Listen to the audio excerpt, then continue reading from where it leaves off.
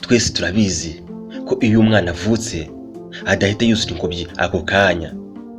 Twese turabizi ko umuntu aca mu nzira zitandukanye ashaka amafaranga. Icyo Bill Gates atekereza ku mukire wa mbere ku isi.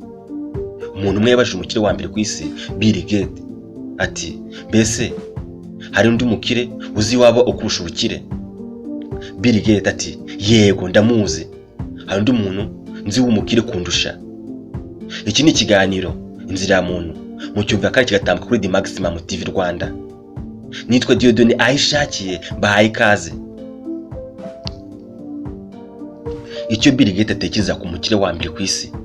Maze Bill Gates atangira kutubwira inkuru ati hambere ubwo nari ntaraba umukire cyangwa namamare, nende ku kibuga cy'indege cya New York.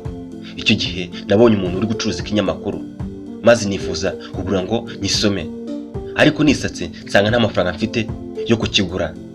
Ubwo kukigura ndabyihorera, maze nkisubiza uwabicuruzaga. Namubwiye ko nta mafaranga ahagije mfite ngo nkigure, maze arambwira ati ndakiguhera ubuntu. Ndagifata maze aragenda, nanjye ndagenda. Bitunguranye nyuma y'amezi nk'abiri cyangwa atatu nongera kukurukira kuri cya kibuga cy'indege cya New York. Ntabwo nari mfite amafaranga ahagije ngo ngure ikinyamakuru. Wa muntu ubicuruza arongera akimpereza ngo nkigure. Ndanga ndamubwira nti nta mafaranga mfite, maze arambwira ati nta kibazo ushobora kukifata kuko kukiguha biri mu nyungu zanjye, ntabwo byampombya. Mfata ikinyamakuru maze ndagenda. Nyuma y'imyaka 19 nibwo naje kuba umukire wa mbere ku isi, maze nze kwibuka wa muntu wacuruzaga ibinyamakuru, nuko mfata umwanzuro wo kujya kumushaka aho yakoreraga. Nyuma y'ukwezi kumwe n'igice naje kumubona, ndamubaza nti mbese uranzi? Nawe ati ndakuzi, uri Bill Gates. Ndongera ndamubaza nti mbese uranyibuka ubwo wamaga ibinyamakuru? Nawe ati yego ndakwibuka, nabiguhaye inshuro ebyiri. Ndamubwira nti ndashaka kukwishyura ibyo wankoreye muri kirya gihe cyose. Icyo ukeneye mu buzima bwawe kimbwire ndakiguha.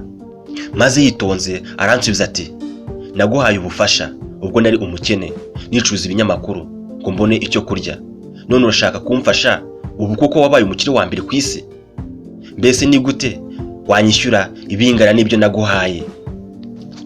Icyo gihe nese ntekereza ko uwo wacuruzaga ibinyamakuru ari we mukire wa mbere ku isi kundusha, kuko we ntabwo yategereje ko yaba umukire ngo akunde afashe umuntu runaka.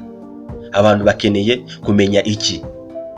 Umukire nyakuri si wa wundi ufite amafaranga menshi kuri konti cyangwa ibyo yatunze yagezeho bihambaye. Oya, umukire ni ufite umutima mwiza. Umukire ku mutima ni ingenzi cyane, kugira ubukire bw'umutima kuruta ibindi byose. Reka nkwibutse gukora subscribe kugira ngo ikiganiro cy'ubutaha utazagicikwa. Dushimishwa cyane nuko mugira ibitekerezo ku ngingo runaka tuba twaganiriyeho, kandi tugashimishwa cyane nuko mudahwema kutuba hafi. Nitwa Dieudonné Ayishakiye, mugira amahoro.